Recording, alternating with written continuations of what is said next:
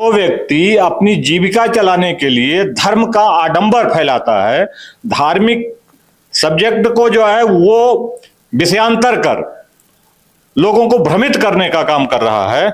हमारा विरोध तो इस बात का है। आप धर्म का प्रचार कर रहे हैं, आज तक कभी पंडितों का विरोध हुआ?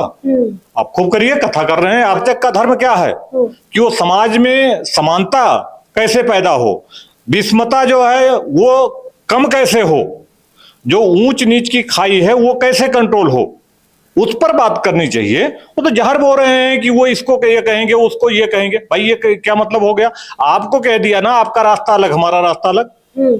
भाई आप वो राजनीति में हैं, आप धर्म में हो, तो दोनों का रास्ता तो पहले से अलग अलग है। भगवान श्री कृष्ण के नाम पर उनकी कथा करके अब अपनी जीविका और अपने बच्चों का जीविका चला रहा है, अपना घर चला रहा है, उस व्यक्ति को भगवान कृष्ण का पहला नाम, जो पहला उच्चारण उनकी माताजी ने किया, वो उसका ज्ञान नहीं है उसे।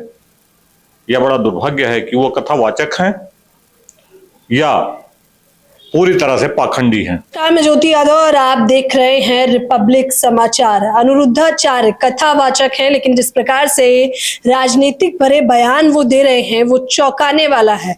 सपा प्रमुख अखिलेश यादव को सीधे तौर पर उन्होंने बताया कि रास्ते अलग है। वो हमें तो ऐसा कह सकते हैं, लेकिन मुसलमानों के साथ उनके रास्ते अलग नहीं है। वो किस प्रकार से अपनी पुरानी वीडियो को अब राजनीतिक मुद्दा देने का प्रयास कर रहे हैं, और खास तौर पर अब तक केवल एक पार्टी विशेष पर यह प्रत्यारोप लगता था कि वो धर्म की राजनीति करती है, लेकिन अब कथावाचक अनिरुद्धाचार्य के इस बयान पर सीधे तौर पर तूल पकड़ लिया। इस पूरे विषय पर चर्चा करने के लिए समाजवादी पार्टी के कार्यकर्ता नेतागण इस वक्त हमारे साथ मौजूद है। सत्यनारायण यादव से हम सीधे बातचीत करेंगे। सर, स्वागत करना चाहेंगे। जी नमस्कार। अनिरुद्धाचार्य जो कथावाचक हैं, जो लोगों को समझाने का, कथा करने का काम करते हैं, उनका बयान जो आया है उस पर क्या प्रतिक्रिया है आप लोगों की?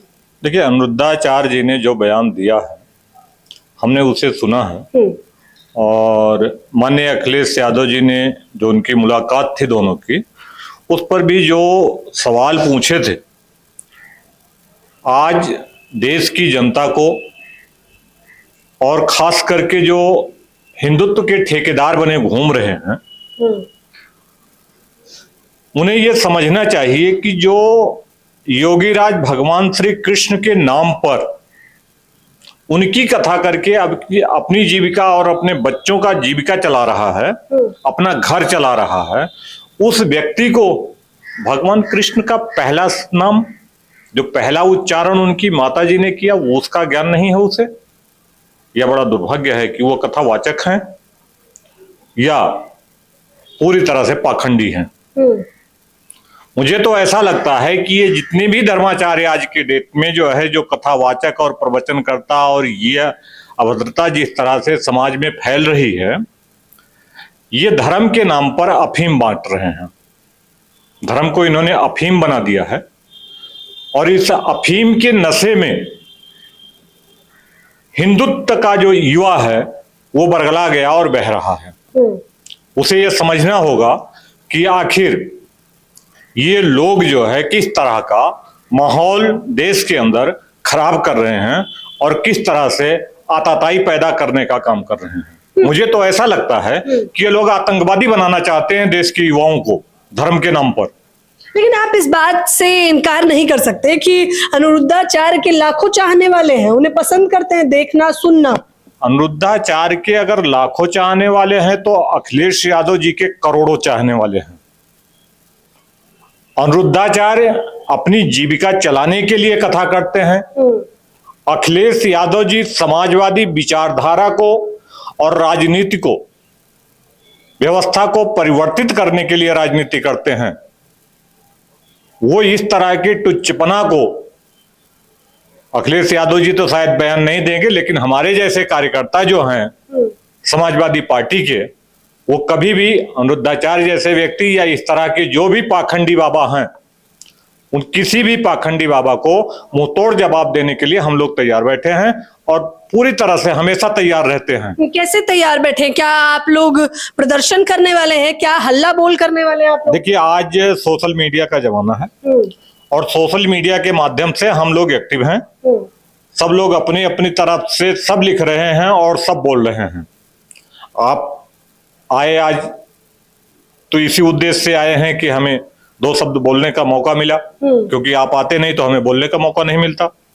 तो ये महत्वपूर्ण है कि आपके जैसे जो जागरूक पत्रकार हैं, जो सोशल मीडिया छोटे से छोटे मुद्दों को उठा रही है, क्योंकि देश की जो गोदी मीडिया है वो तो हमें सुनेगी नहीं, हमें उठाएगी नहीं, हमारी बात नहीं सुनेगी और वहां तक हम पहुंच नहीं पाएंगे, क्योंकि सरकार ने उनको जो है गर्दन तक भर रखा है। तो इसलिए हम आपका आभार व्यक्त करते हैं और खास करके सोशल मीडिया को, पूरे देश के सोशल मीडिया का आभार व्यक्त करते हैं कि जो आम जनता की आवाज, जमीन से जुड़े हुए कार्यकर्ताओं की आवाज को उठा करके और जो जनता और सरकार तक पहुंचाने का काम कर रहे हैं, इस बात के लिए मैं आभार व्यक्त करता हूं। लेकिन एक बात मैं ये कहना चाहता हूं कि अनिरुद्धाचार्य जैसे और एक वो पर्ची निकालने वाले जो बाबा हैं, बागेश्वर धाम का धीरेन्द्र शास्त्री का भी राजस्थान का मैं एक टॉपिक उनका सुन रहा था और जिसमें उन्होंने कहा कि अब हथियार उठा लेना चाहिए। मैं तो समझता हूं कि सबसे बड़ा आतंकवादी अगर हिंदुस्तान में आज के डेट में कोई है तो वो ये पर्ची बाबा है। अब बड़े गंभीर आरोप लगा रहे हैं, लेकिन अखिलेश यादव का जो पहले वीडियो आया था जिसमें उन्होंने अनिरुद्धाचार्य से पहले तो श्री कृष्ण भगवान का नाम पूछा, फिर एक बात जो कही जो चर्चा का विषय बनी कि शूद्र मत कहना आज के बाद। देखिए क्या है कि ये अनिरुद्धाचार्य को आप सुनेंगे, अनिरुद्धाचार्य हर तीसरा चौथा शब्द जो है अनिरुद्धाचार्य के उसके प्रवचन के अंदर शूद्र का होता है। मतलब इतना जो है, शूद्र क्या है इसका जवाब हिंदुस्तान के जितने भी कथावाचक हैं उन सबके लिए यह सवाल है कि शूद्र क्या है, उसे सिद्ध करके बता दें। शूद्र का मतलब क्या है? वर्ण व्यवस्था में अगर शूद्र शब्द का प्रयोग किया गया है तो शूद्र का अर्थ क्या है उसे क्लियर करना चाहिए कि शूद्र किसे कहते हैं। ब्राह्मण जो है इस देश का वो सर्वोपरि हो गया और शूद्र क्या होगा? वो दलित है, वो नीच हो गया। वो नीच हो गया। तो नीच कौन है? एक बात बताइए, जिस तरह से ब्राह्मण अपनी मां के गर्भ से पैदा होता है उसी तरह से शूद्र भी पैदा होता है। जन्म के समय और जन्म लेते समय ब्राह्मण भी शूद्र होता है। जिस तरह से मुसलमान का खतना होने के बाद वो मुसलमान पूरी तरह से माना जाता है, उसी तरह से यज्ञोपवीत होने के बाद ब्राह्मण माना जाता है। उसके पहले तो ब्राह्मण है ही नहीं, तो वो भी शूद्र है। तो पहले इस बात को सिद्ध करे कि यज्ञोपवीत से पहले वो शूद्र है या नहीं है।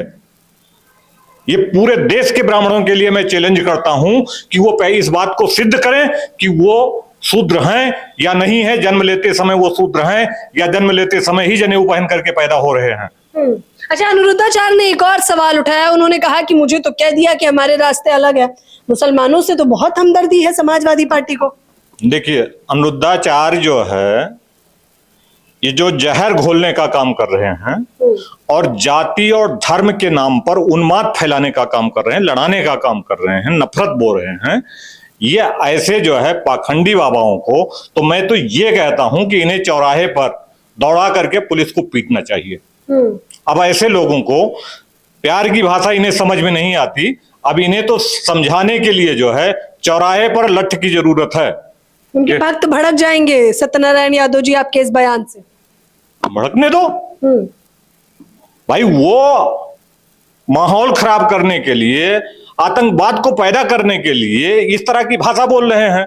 जबकि कथावाचक का धर्म क्या है कि वो समाज में समानता कैसे पैदा हो, विषमता जो है वो कम कैसे हो, जो ऊंच नीच की खाई है वो कैसे कंट्रोल हो, उस पर बात करनी चाहिए। वो तो जहर बोल रहे हैं कि वो इसको ये कहेंगे, उसको ये कहेंगे। भाई ये क्या मतलब हो गया? आपको कह दिया ना आपका रास्ता अलग, हमारा रास्ता अलग।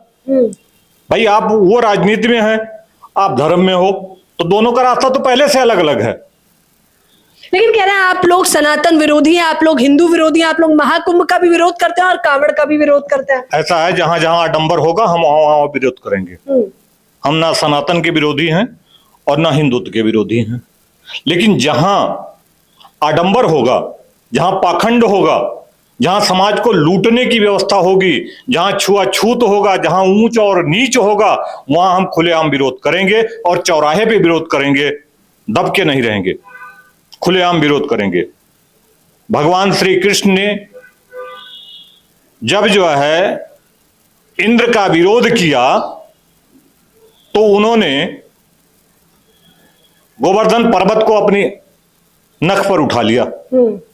तो हम तो उस कुल के और उस वंश के हैं कि जब जरूरत पड़ेगी तो बख्शेंगे नहीं किसी को भी, कथावाचक को भी नहीं। कोई भी कथावाचक हो, कोई भी शंकराचार्य हो, कोई भी धर्माचार्य हो, जो समाज के अंदर विषमता पैदा करेगा, जो समाज में जहर घोलने का काम करेगा, उसे किसी भी कीमत पर बख्शा नहीं जाएगा। कह रहे हैं बस एक सवाल का जवाब ही तो नहीं दिया था, इतना बवाल क्यों कर रहे हैं आप लोग? बवाल कहां, बवाल तो उन्होंने पैदा किया है भाई। हमारे अखिलेश जी के बयान के बाद या अखिलेश जी का वो जो दिखाया गया दोनों का वार्तालाप, उसके बाद तो कार्यकर्ता शांत था। ये तो आग में घी डालने का, अपना प्रचार बढ़ाने के लिए अनिरुद्धाचार्य ने ही ये जहर बोला और उसके बाद हम जैसे लोगों को बोलने का मौका मिला और आज हम बोल रहे हैं। अनिरुद्धाचार्य अगर इस बात को नहीं कहते, क्यों मुसलमानों को नहीं कह रहे हैं, क्यों हम तुम्हारा रास्ता अलग हमारा रास्ता अलग, तो ये तो जहर घोलने का काम अनिरुद्धाचार्य ने किया है, तो इसलिए अनिरुद्धाचार्य का विरोध हो रहा।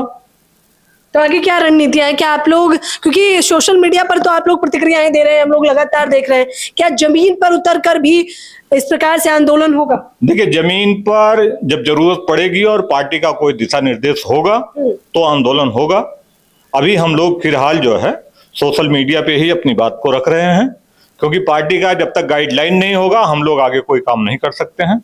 पार्टी का इंतजार करेंगे। पार्टी अगर हमें कोई जारी करती है, पार्टी कहती है कि आप लोग जो है सड़क पर उतरिए, कार्यकर्ता सड़क पर उतरे, तो बिल्कुल कार्यकर्ता तैयार हैं। हम लोग सड़क पर उतरने के लिए 24 घंटा तैयार रहते हैं। पार्टी रात को 12 बजे 1 बजे कहेगी तो हम लोग 1 बजे झंडा गाड़ देंगे चौराहे पे। तो आप लोग ब्राह्मणों को सर्वोच्च नहीं मानते? आप कह रहे हैं आप पाखंडवाद को बढ़ावा नहीं दे रहे, तो क्योंकि वर्ण व्यवस्था की बात करते हैं अनिरुद्धाचार्य। ब्राह्मण हिंदुस्तान में सर्वोच्च नहीं है, क्योंकि ब्राह्मण जो है जिस भगवान श्री कृष्ण का, भगवान राम का पूजन करके अपने घर का जीविका चलाता है, वो बड़ा कैसे हो गया? अब बताइए, वो बड़ा कैसे हो गया? जो व्यक्ति अपनी जीविका चलाने के लिए धर्म का आडंबर फैलाता है, धार्मिक सब्जेक्ट को जो है वो विषयांतर कर लोगों को भ्रमित करने का काम कर रहा है, हमारा विरोध तो इस बात का है। आप धर्म का प्रचार कर रहे हैं, आज तक कभी पंडितों का विरोध हुआ? आप खूब करिए, कथा कर रहे हैं आप। यादवों के घरों में सबसे ज्यादा जो है कथा होता है, पूजा होता है, लेकिन आज जो है यही पंडित जब जो है अपने आप को सर्वश्रेष्ठ मानने की कोशिश कर रहे हैं तो इनका विरोध हो रहा, चाहे वो अभी मुक्तेश्वरानंद हो और चाहे कोई और नंद हो। देख लीजिए, अनिरुद्धाचार्य के इस बयान से भले ही खलबली मच गई हो, लेकिन समाजवादी पार्टी के कार्यकर्ता और वरिष्ठ नेता लोग सीधे तौर पर बयान दे रहे हैं कि हम लोग धर्म को तो मानते हैं, लेकिन हम आस्था का भी चर्चा करते हैं, पाखंडवाद को बर्दाश्त नहीं करने वाले हैं। अगर जमीनी स्तर पर जरूरत पड़ी तो आंदोलन भी होगा, लेकिन सोशल मीडिया के माध्यम से लगातार प्रतिक्रियाएं जारी है। फिलहाल इस खबर के बारे में आप लोग हमें अपनी राय जरूर दें। रिपब्लिक समाचार के साथ मैं जुड़ी हुई थी ज्योति यादव और हमारे कैमरामैन है नावीद। धन्यवाद।